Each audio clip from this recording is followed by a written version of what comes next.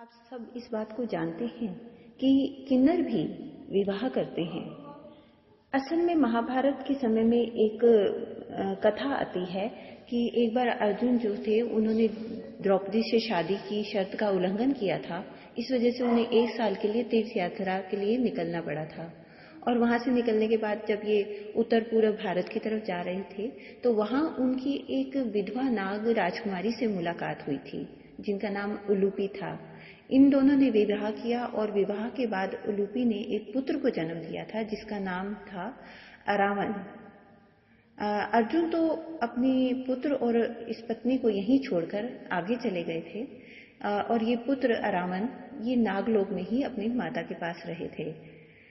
लेकिन यंग होने पर इन्होंने अपने पिता के पास जाना निश्चय किया और यहाँ जब ये अपना पिता के पास अर्जुन के पास पहुंचे तो उस समय वहां पर महाभारत का युद्ध चल रहा था और तब अर्जुन ने उन्हें युद्ध में शामिल होने के लिए कहा। लेकिन महाभारत के इस युद्ध में एक समय ऐसा आया जहां पांडवों को मां काली के चरणों में किसी नर राजकुमार की स्वैच्छिक नरबलि देने की जरूरत पड़ गई थी।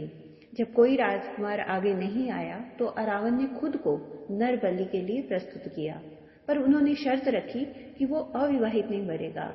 इस शर्त के कारण संकट उत्पन्न हो गया क्योंकि कोई भी राजा अपनी बेटी की शादी अरावन से करने के लिए तैयार नहीं था। जब कोई रास्ता नहीं था तो भगवान कृष्ण ने स्वयं को मोहिनी रूप में धारण करके अरावन से के साथ शादी की। पर अगले दिन ही अरावन ने अपने आप को मां काली के चरणों में अर्पित कर दिया। अरावन के मृत्यु के बाद भगवान कृष्ण ने मोहिनी रूप में ही काफी देर तक उनकी मृत्यु का विलाप भी किया।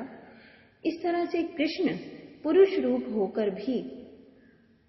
होते हुए भी स्त्री रूप में अरावन से शादी की थी। बस इसीलिए किन्नर भी स्त्री रूप में पुरुष होते हैं और वे भी अरावन देवता से एक रात के लिए विवाह करते हैं। और जैसे ये तमिलनाडु में कई हिस्सों में भगवान अरावन के मंदिर बन चुके हैं और इसी में एक सबसे पुराना मंदिर जो कुवगम गांव में है, उस मंदिर में भगवान अरावन की पूजा पाठ की जाती है।